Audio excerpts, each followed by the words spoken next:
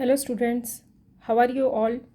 So today we are going to discuss 4.2 the art of propaganda, means the art which is used by the Nazis in order to establish their supremacy. So we'll start with the topic. The Nazi regime used language and media with care and often to great effect. So Nazi जो रेगमे था उन्होंने language और media को बहुत ही सावधानी के साथ use किया जिससे कि वो पूरी जगह अपना इफ़ेक्ट बना सके, अपने आप का ग्रेट इफ़ेक्ट वो क्रिएट कर सके. उन्होंने the terms they coined to describe their various practices are not only deceptive, they are chilling. Deceptive means misleading. उन्होंने जो भी अपनी टर्म्स यूज़ की वो सारी डिसिप्टिव मीन्स हियर मिसलीडिंग, ऐसी टर्म्स यूज़ की उन्होंने जो मिसलीडिंग टर्म्स थी या फिर बहुत ही चिलिंग टर्म्स थी. चिलिंग मतलब जिनका जो मतलब था वो बिल्कुल डरा देने वाला होता था. Nazis never use the words kill और murder in their official communication. तो जैसा कि हमने पहले देखा था कि जो नाजीज रेगमे जो थी उसने जूस और जिप्सीज़ को जो अनडिज़ायरेबल थे उनको किल किया था, मार दिया गया था. लेकिन नाजीज़ ने कभी भी अपने ऑफिशियल कम्युनिकेशन में मर्डर या किल शब्द का यूज़ नहीं किया. इसकी जगह वह दूसरे शब्द का यूज़ करते थे. जैसे mass killing were termed as special treatment. Special treatment बोलते थे, फाइनल सॉल्यूशन बोलते थे जूस के लिए. Euthanasia for the disabled, selection and disinfections, इस तरह के वर्ड्स वो यूज़ करते थे.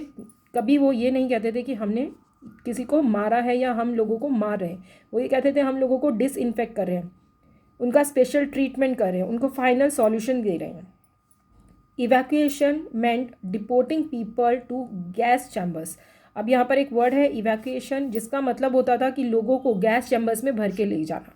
अब ये लोग कौन होते थे? जो अनडिज़ायरेबल होते थे, अनडिज़ायरेबल वन, जो अनडिज़ायरेबल होते थे या फिर जो ज्यूज़ होते थे, जो जिप्सीज होते थे, those peoples. Do you know what the gas chambers were called? They were labelled disinfection areas. तो गैस चैम्बर्स को भी वो डिसइंफेक्शन एरियाज के नाम से बुलाते थे.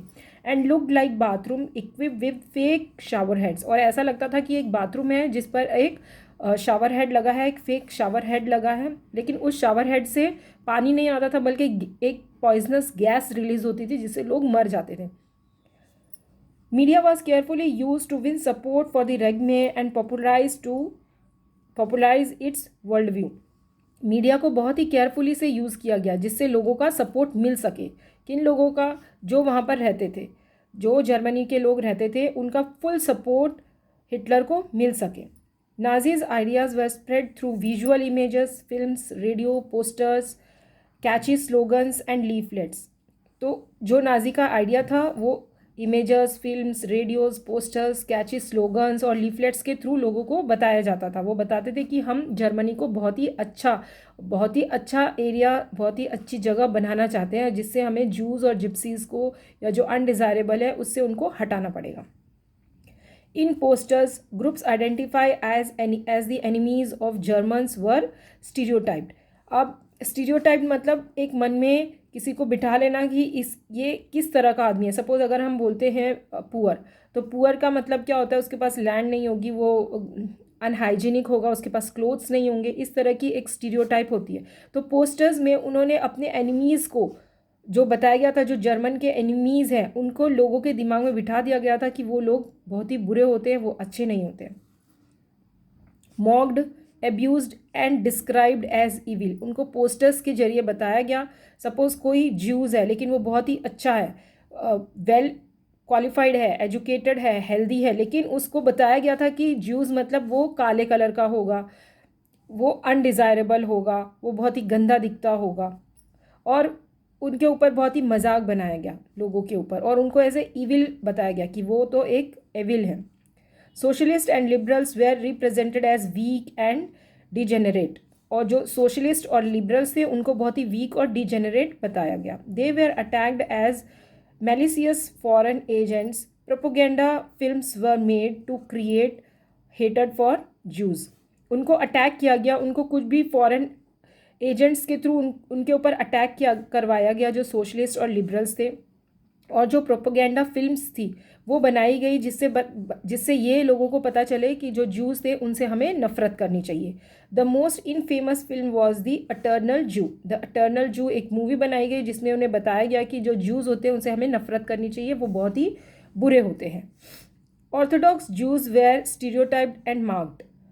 तो जो ऑर्थोडॉक्स मतलब जिस ऑलरेडी जो बहुत ही एकदम कट्टर जूस जिनको बोलते हैं, जो अपना धर्म पूरी रीति रिवाज से निभाते हैं, ऐसे जूस को उन्होंने बताया गया कि वो बहुत ही गंदे जूस होते हैं। ऐसा इस फिल्म में बताया गया इटर्नल जू में।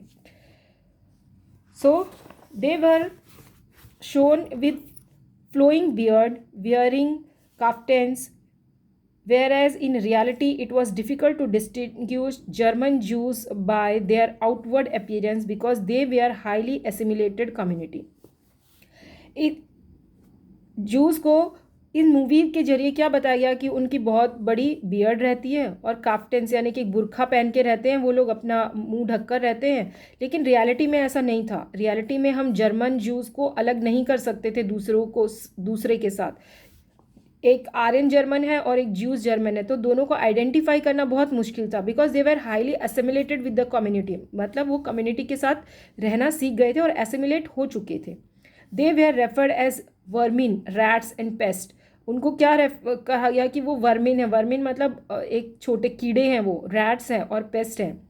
There movements were compare to those of rodents. और उनके मूवमेंट को क्या बोला गया कि वो एक रॉडेंट की तरह चलते, चूहों की तरह चलते हैं। Nazisms worked on minds of the people, trapped their emotions and turn their hatred and anger at those marked as undesirable.